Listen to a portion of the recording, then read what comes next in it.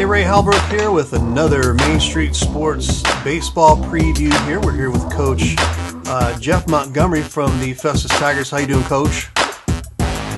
Doing pretty good, Ray. How are you? Real good, real good. We're going to recap a little bit of 2 years ago, I guess, here. With 6-16 record from 2019. This season here, you have 6 seniors returning: Lane Axtetter, Ethan Carroll, Aiden Ireland, Colin Riendo, Jack Uskowicz, and Cole Wagner. Tell us a little bit about the health of the Festus Tigers and how they've looked in practice so far. Well, healthy. As far as health, I think we're pretty good. We did get some winter workouts in January and February to kind of build up our pitch counts and develop some, just to get some rigor on the mound, if you will, to kind of prepare a little bit. Coach Stafford works a lot with our pitchers, and he did a nice job. But we came in January and February and did a lot of that. And health-wise, we got everybody healthy. We haven't had an injury, knock on wood. Hopefully it doesn't happen. And we're quite a bit deeper this year, which is a positive, at least at the varsity level. We have more kids that we can put on the field. So far, things are looking pretty good. Sounds good. Sounds good. And I'm sure you've got your basketball players back over there, and I'm sure they're getting themselves in shape for baseball. And have you been able to get enough practices, quality practices in yet? You know what? We had one really good week. I guess even the first week we got out a couple of days, and the second week we went about 4 or 5 in a row. You know, we had a solid week on the field. And when you can do that, you know, you can start to do some live scrimmaging and, pitchers throwing to hitters and hitters getting to see some live at bats. And so we got quite a bit of that in week 2. A lot of our everyday guys got 8 to 12 live at bats with a scrimmage that Saturday. And then, of course, the third week, the rain set in, and we went into Friday's first game. We really weren't on the field all week. We had been inside, and it kind of showed we didn't play very well. And but overall, we've been pretty lucky with the weather to get on the field 7 or 8 days the first 2 weeks. Sounds good. Sounds good. Because of the shutdown, obviously, last year, is there a little bit more of a steeper learning curve for the players this season? Maybe. I think we're doing about the same routines and the same type of, things that we do to prepare for our season, whether you're working on, basic fundamentals, throw and catch, or you're working on, bunt coverages or rundowns or first and third situations or anything like that. I mean, we have a few kids that didn't play last summer. They might have missed out a little bit. That's the sad part, is you have kids that, basically didn't play a baseball game for, almost 2 years. Now a few, probably 2/3 of our kids all played last summer, whether it be club ball or Legion ball or something, got some games in, and then there wasn't a lot of fall ball. So, overall, it's definitely got an impact, that's for sure. Everybody's in the same boat, but whether or not the kids are less knowledgeable of the game or less fundamental, I don't know if that's the case, but maybe some game experience is not there. Yeah. Let's talk about your pitchers. Do your pitchers look like they're on track conditioning-wise, and what does your pitching staff look like this season?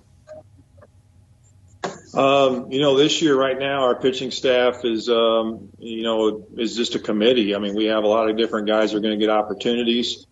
I wouldn't say I know who our 1, 2, and 3 is yet. In 2018, 2019, we basically had 1+ arm that could get, 5 to 7, 8 strikeouts a game.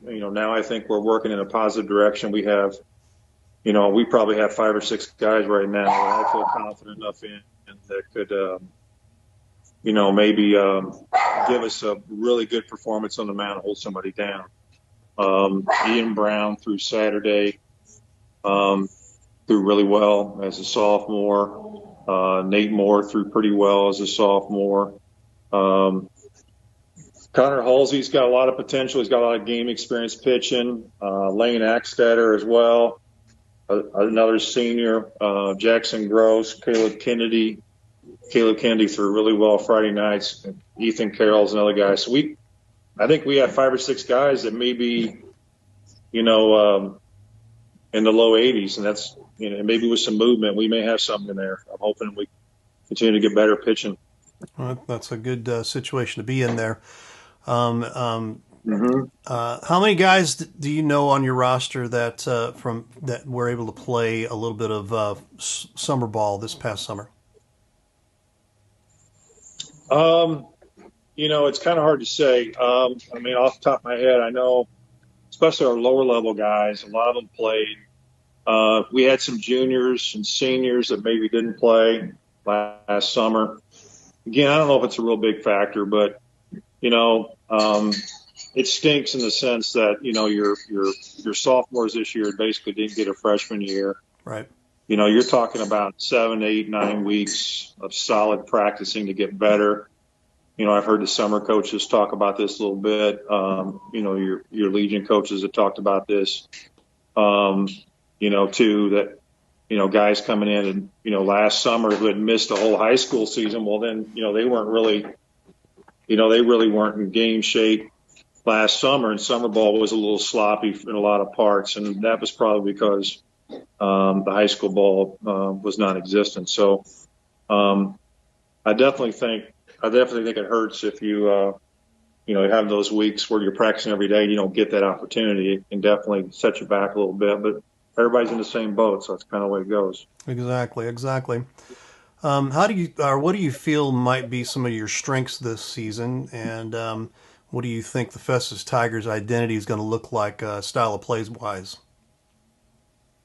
Well, I would say I'm hoping we pitch well enough that we can hold a lot of teams down and play defense. Last few years we've kind of relied on our offense a lot. We had to score runs.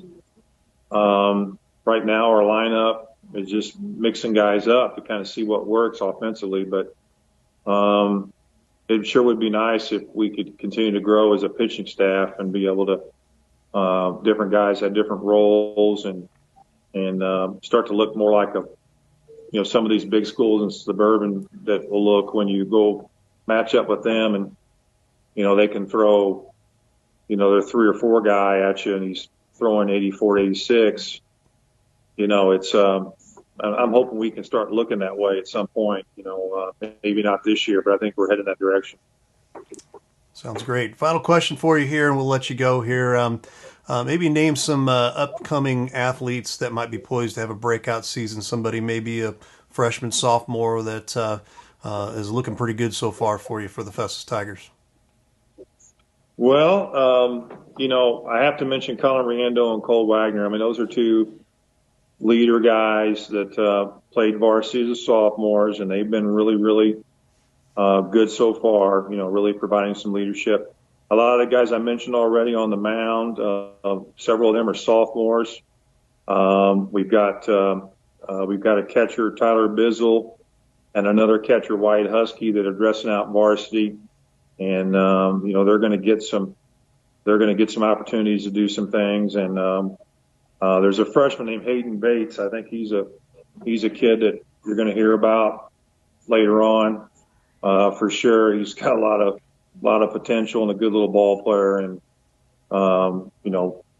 he may have an opportunity to come up with us at some point here, help us out. And, just a whole mix of guys. I think I mentioned Trent Ellis is another guy that comes to mind, Connor McDonald, Cameron Ford.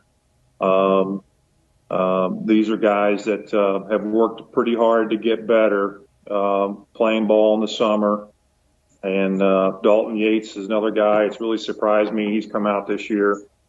He was a young man that didn't play baseball he played a lot when he was young. But he's a good athlete, plays football, and good kid, and he's going to help us a lot of places too. So Aiden Ireland's a senior, which you had mentioned. So there's a lot of different guys we can plug in right now. But, we got a pretty good sophomore group for sure, and there's some pretty good little ball players at the freshman level as well that, are going to make us better. And we're definitely heading in the right direction. Sounds good, and appreciate catching up with you here and talking a little Festus Tigers baseball. And I know we'll see you. You're our opening game for our broadcast this season here against Lutheran South, so we will definitely be catching up with you for that particular game. And good luck to you this season. Ray, appreciate it, man. Thanks for all what you guys do, and thanks for promoting our kids and give me a chance to talk about them a little bit. Appreciate you guys. That is Coach Jeff Montgomery from the Festus Tigers. Hey, Ray Halbrook here. We are here again for Main Street Sports Baseball Preview Edition here. We are with Coach Robert Coonley from the Jefferson Blue Jays. How you doing, Coach? How we doing? Oh, we are having fun, getting ready to get some baseball on here. And I know that you guys have probably been chomping at the bit, not being able to do much last spring, obviously with COVID kind of stealing the season. But I wanted to talk a little bit about that 2019 season, 17-4 conference champions, and I'm sure you're hoping to extend that again back here into 2021. Your returning seniors look like this: Colby Ott, Nolan Roth, Dylan Schnitzler, and Will Schnitzler, Dalen Whitener, Ethan Boyer, Dawson Jacobak, Luke Labriere, and did I miss anybody there? I don't think so. I think that's all eight. Okay, sounds good. Sounds good to me. So how's the health of the team, number one, and how have your practices looked so far? It's been a great 3 weeks of practice. We got to play that tournament on Saturday. We got rained out Friday. The guys are 100% focused at all times. They really receive coaching well. We're 100% healthy. Nolan Ross back from his knee incident that he had about 6 months ago. So really, we're just kind of chomping at the bit to keep playing some games. Sounds good. Sounds good. Have you been able to get enough outside practices? You feel like you've got enough of those underneath your belt?